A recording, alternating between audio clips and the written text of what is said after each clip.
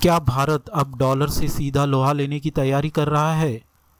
क्या हमारा रुपया अब अंतर्राष्ट्रीय स्तर पर बोलेगा?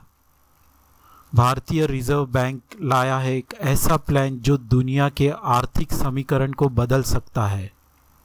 तो जुड़िए हमारे साथ, क्योंकि आज हम बात करेंगे आरबीआई के उस प्लान की जो रुपए को बना सकती है ग्लोबल करेंसी।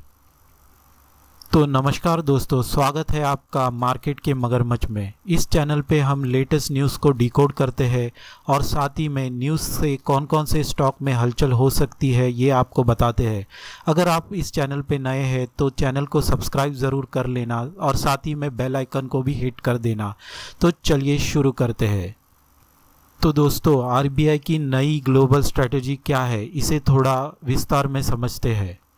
तो आरबीआई अब चाहता है कि भारतीय बैंक विदेशी संस्थाओं और देशों को रुपए में कर्ज दे, और अगर ऐसा होता है तो ये सिर्फ एक आर्थिक कदम नहीं बल्कि एक स्ट्रैटेजिक मास्टर मूव होगा।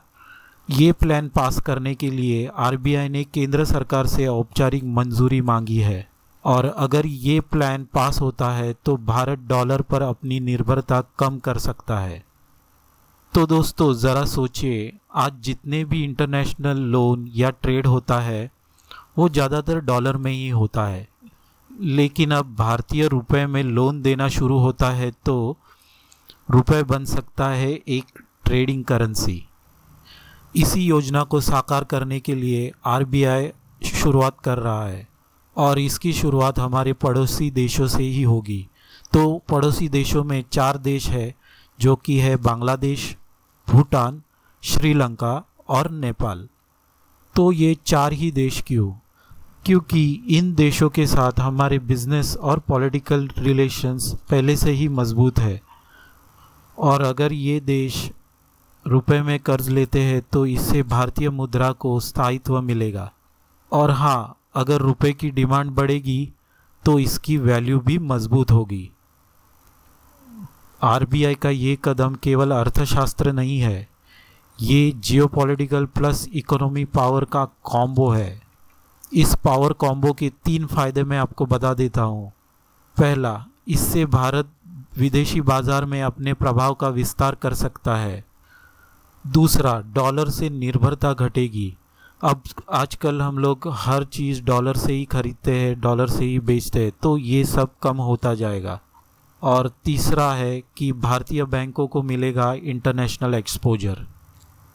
और सबसे बड़ी बात, इस बात को चाहिए तो नोट कर लेना कि भारतीय रुपया अब ग्लोबल करेंसी बनने की दिशा में आगे बढ़ रहा है। तो दोस्तों, अगर भारतीय रुपया ग्लोबल करेंसी बन गई तो इसके 4 प्रमुख फायदे होंगे। तो पहला है कि रुपए की इंटरनेशनल मांग बढ़ेगी। दूसरा है कि विदेशी मुद्रा भंडार पर दबाव कम होगा। तीसरा यह है कि एक्सपोर्ट इंपोर्ट लेन देन में सुविधा होगी। और चौथा यह है कि भारत को वैश्विक आर्थिक निर्णयों में अधिक वेटेज मिल जाएगा। तो दोस्तों, ये सिर्फ एक करेंसी की लड़ाई नहीं है, ये एक आर्थिक आज़ादी की ओर एक कदम है। लेकिन हर बड़े कदम पर कुछ ना कुछ बड़ी चुनौतियाँ भी होती है। तो इस कदम में भी कुछ ना कुछ छोटी मोटी मुश्किलें तो आ ही जाएंगी। तो मुश्किलें क्या क्या है? तो पहली सबसे बड़ी बात यह है कि क्या दूसरे देश रुपए में कर्ज लेना चाहेंगे? क्या रुपए की स्थिरता उन्हें भरोसा दिला पाएगी? और क्या भारत अपने करेंसी मैकेनिज्म को पारदर्शी और मजबूत बना पाएगा?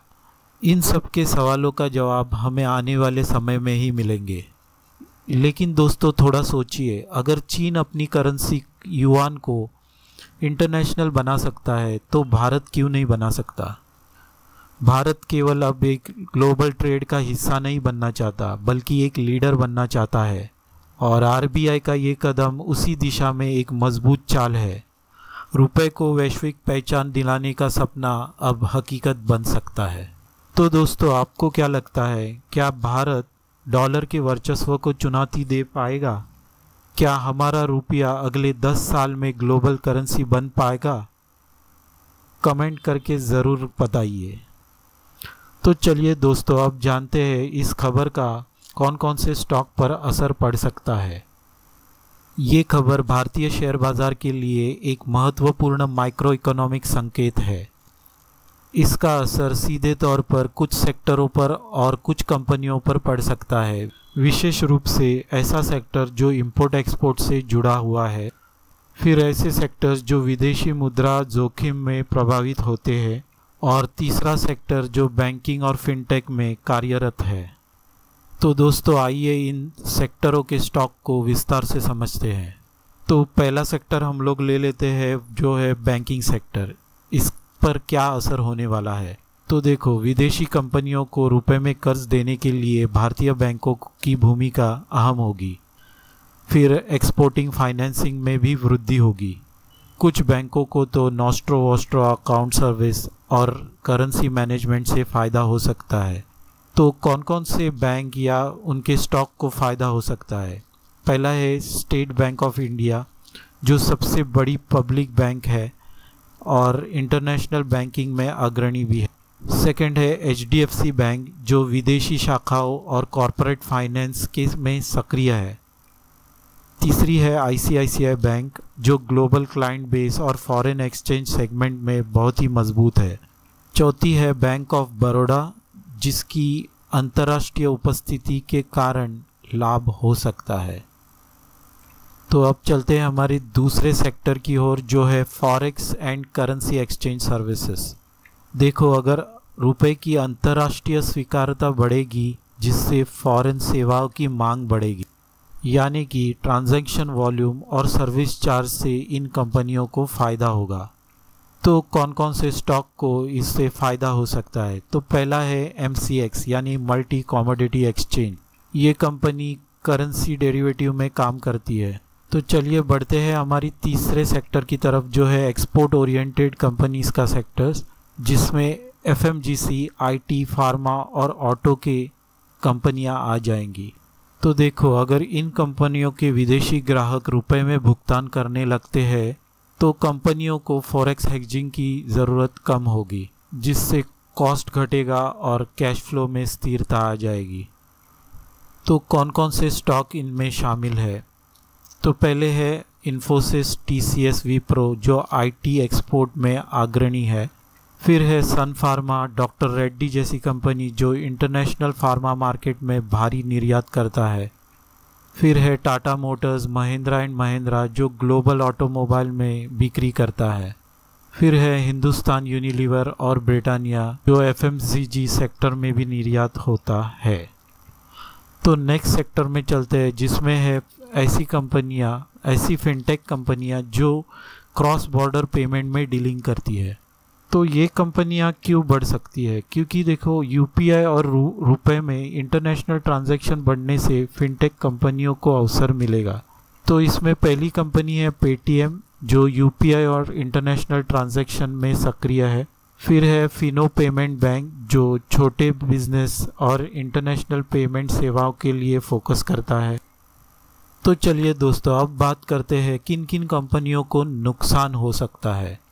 तो देखो दोस्तों, जिन कंपनियों की कमाई डॉलर में होती है और खर्चा रुपए में, उन्हें रुपए की मजबूती से नुकसान हो सकता है। उदाहरण के तौर पर IT कंपनियां, अगर रुपए में मजबूती आई तो मार्जिन प्रेशर आ सकता है, और फार्मा कंपनियां भी यही जोखिम झेल सकती है। तो दोस्तों, जितनी भी इम्पोर्टेंट चीज़ें थी इस न्यूज़ को लेकर सारी बातें बता दी है, और कौन कौन से स्टॉक पर क्या असर पड़ेगा वो भी बता दिया है। तो इस वीडियो को शेयर ज़रूर कीजिए, और हाँ, चैनल को सब्सक्राइब करना ना भूलिए। मिलते हैं अगले वीडियो में, तब तक के लिए कीप इन्वेस्टिंग।